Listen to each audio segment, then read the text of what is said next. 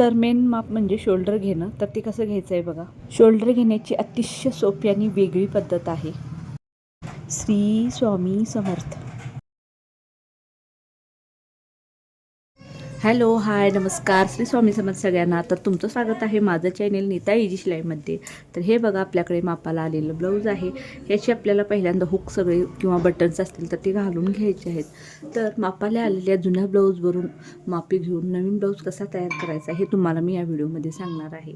तर पहिला आपण या ब्लाऊजचं माप कसं घ्यायचं हे या व्हिडिओमध्ये शिकणार आहोत. तर बघा, अजून बऱ्याच अशा नवीन लेडीज किंवा महिला आहेत ज्यांना अजून ब्लाऊज पहिल्यापासून म्हणजे अगदी न्यू सुरुवात ते करत आहेत. तर पहिल्यापासून त्यांना ब्लाऊज कसं शिवायचं हे शिकायचं आहे. तर त्यासाठी पहिला आपल्याला ब्लाऊजची मापं योग्य पद्धतीने घेणं गरजेचं आहे. त्यासाठी ब्लाऊज बघा असा पाठमोरा ठेवून घ्यायचा, म्हणजे पाठीचा भाग आपल्याला वरती करायचा आहे. अगदी व्यवस्थित असा ठेवून घ्यायचा आहे. आणि आता आपण ब्लाऊजची मापं घ्यायला सुरुवात करणार आहोत. तर ब्लाऊजचं सगळ्यात पहिलं आणि मेन माप म्हणजे ते आहे ब्लाऊजची पूर्ण उंची. तर ती कशी घ्यायची बघा. तर असं ब्लाऊज पाठीच्या भागावर ठेवून घेतलेला आहे. पाठीचा भाग आपल्याकडच्या साईडला म्हणजे वरच्या साईडला आहे. आणि हे आहे ब्लाऊजचं शोल्डर, ही आहे ब्लाऊजची पूर्ण ही कंबर, आणि हे दोन आहेत हे आपल्या ब्लाऊजचे शोल्डर आहेत. तर आपल्याला टेप हा असा सुरुवातीचं जे एक लिहिलेलं असतं तिथून आपल्याला टेप असा शोल्डरजवळ ठेवायचं आहे आणि कमरेपर्यंत किती अंतर येते ते पाहायचं आहे. तर ब्लाऊज असं खूप ओढायचं नाही, ताणवायचं नाही किंवा अगदी असं फुगीर वगैरे ठेवायचं नाही. तर अगदी व्यवस्थित असं सप्पे करून घ्यायचं आहे. तर ह्या ब्लाऊजची उंची पावणे 14 इंच आहे. तर मी बरोबर 14 इंच घेणार आहे, कारण त्या ताईने अगदी थोडीशी किंचित वाढवली तरी चालेल असं सांगितलेलं आहे. त्यामुळे मी इथं 14 इंच घेतलेला आहे. तर आता बघा, पाठीच्या भागाची उंची झाल्या आपल्याला ब्लाऊज लगेच हलवायचं नाही. तर लगेचच आपल्याला पाठीमागे गळ्याचं देखील माप सोबतच घेऊन टाकायचं आहे. तर बघा, टेप इथं जिथं ठेवलेला आहे तो तसाच ठेवायचा शोल्डरजवळ, आणि पाठीमागे गळ्याचं माप आपल्याला घ्यायचं आहे. तर पाठीमागे गळा बघा इथे 9 इंच आहे. तर हे फुल त्यांनी एक्स्ट्रा लावलेलं आहे, कारण गळा खूप पसरट झाला होता. तर हे ब्लाऊज माझ्याकडे पहिल्यांदाच आलेलं आहे मापाचं. तर हे गळा खूप पसरट झाल्यामुळे त्यांनी हे लावलेलं आहे, पण त्यांना इथपर्यंत गळा हवा आहे. तर पाठीमागे गळा आहे आपला 9 इंच. तर आता काय करायचं आहे, आपल्याला ब्लाऊज पलटून घ्यायचं आहे. तर बघा, तर आता ही ब्लाऊजची पुढची साईड आपल्याकडच्या बाजूला आलेली आहे.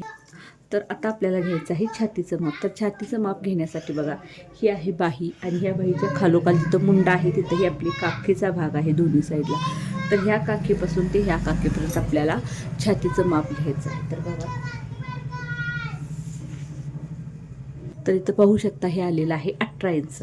18 म्हणजे काय, हा फक्त पुढील भागाचा 18 आणि पाठीमागील भागाचा 18. 18 आणि 18 किती झालं बघा, 36 इंच झालं. म्हणजे या ब्लाऊजची पूर्ण छाती आहे 36 इंच. तर आम्ही घेताना म्हणजे माप टाकताना डबल फोल्डवर टाकतो, त्यामुळे फक्त हा एक भाग येतो आपल्या कटिंगमध्ये. म्हणून जितकी छाती आहे त्याचा चौथा भाग करून घ्यायचा असतो. तर ब्लाऊजची छाती 36 इंच आहे, तर 36चा चौथा भाग हा 9 इंच होतो. तर मी 9 इंच माप असं घेणार आहे. तुम्हाला जर ब्लाऊजचा चौथा भाग काढणं वगैरे खूप अवघड वाटत असेल तर हे बघा, तर हे जो आपला टेप असतो, तर टेपमध्ये बघा 36 कुठं आहे बघून घेऊया आपण. तर बघा, हे आहे 36.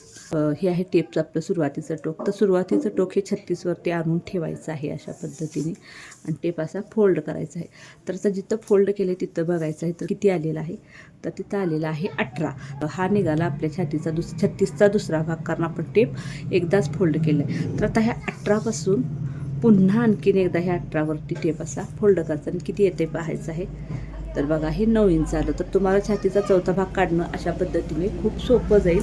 त्या पद्धतीने सुद्धा तुम्ही छातीचा भाग काढू शकताय. तर आता छातीचा भाग झाला. आता घ्यायचं आहे आपल्या पुढील गळ्याचं माप. तर पुढील गळ्याचं माप घेताना आपल्याला शोल्डरजवळ टेप ठेवायचं आहे. शोल्डरजवळ टेप ठेवायचं आहे, आणि ही गळ्याचं जितकं माप आहे ते घ्यायचं आहे. तर तुम्हाला हे माप घेणं जर अवघड वाटत असेल तर हा जो गोट आहे तिथून आपल्याला अशी चॉकनं लाईन आखून घ्यायची. तर अशा पद्धतीने ही लाईन आखून घेतली. हे आपल्या पुढील गळ्याचं माप 5 इंच आलेलं आहे.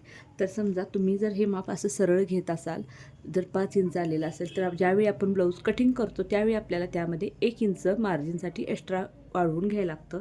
पण समजा काही जण असं तिरकं टेप ठेवून पुढील गळ्याचं माप घेतात. म्हणजे हे बघा, अशा पद्धतीने. तर हे इथं आलेलं आहे 6 इंच. आता असं जर तुम्ही तिरकं जर गळ्याचं माप घेत असाल तर तुम्हाला मार्जिनसाठी अजिबात काहीही घ्यायचं नाही. जितकं आहे तितकंच आपल्याला गळ्याचं माप टाकायचं आहे. तर ही पद्धत आहे. कारण असं घेतलं तर बघा आपलं 1 इंच एक्स्ट्रा येतं आणि असं सरळ घेतलं तर 1 इंच कमी येतं.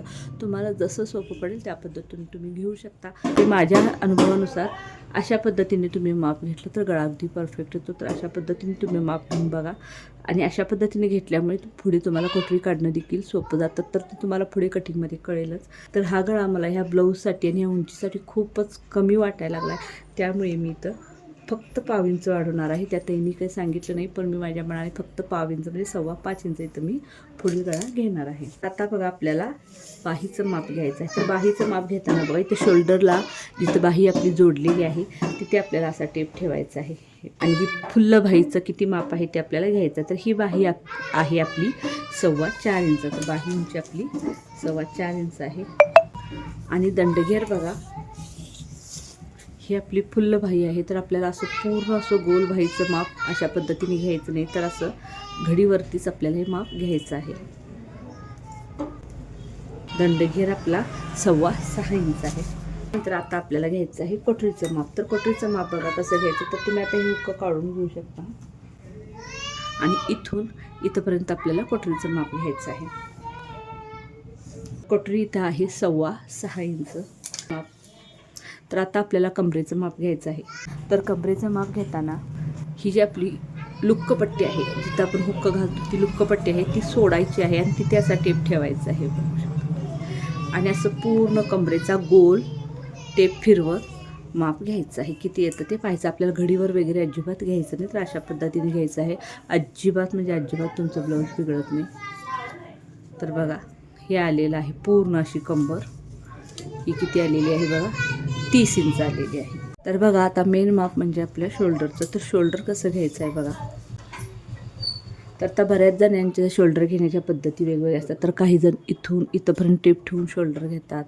पण कधी कधी कसं होतं आपण कधी ब्लाऊज असं करतो कधी असं करतो, त्यामुळे गळा मोठा जास्त शोल्डर कमी जास्त होऊ शकतं, चुकू शकतं.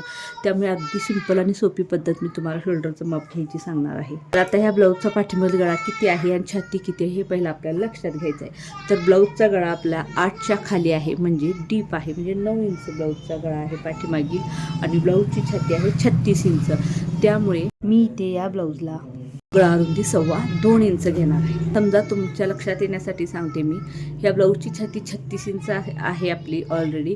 पण ह्याचा पाठीमागील गळा जर 10.5 असता किंवा 10 असता तर मी ते गळा रुंदी 2 इंच घेतली असते. कारण पाठीमागील गळे जेवढे वाढत जातात तेवढी गळा रुंदी कमी घ्यावी लागते.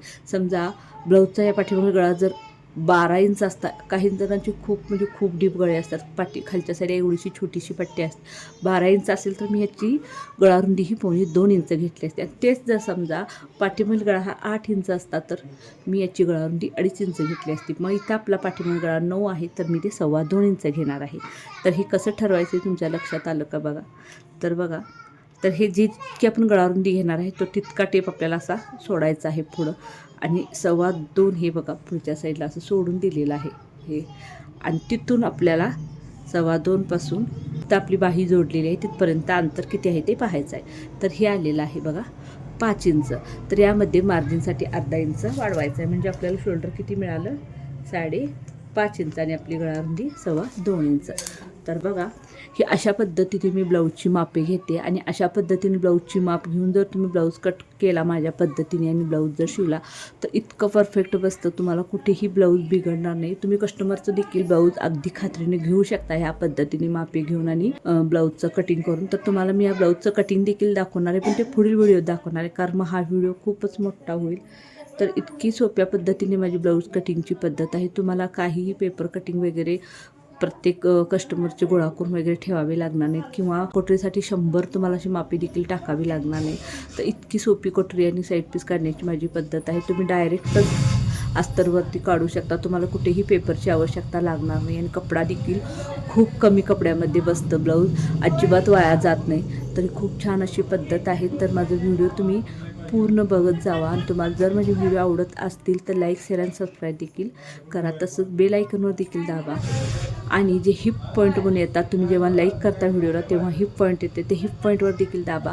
ते दाबल्यामुळे तुमच्या फोनमधला बॅलेन्स किंवा पैसे काही कमी होत नाही. फक्त ते हिप पॉईंट ह्याच्यासाठी आहेत की व्हिडिओची क्वालिटी त्यामुळे वाढली जाते. त्यामुळे प्लीज कृपा करून ते हिप पॉईंट दाबत जावा.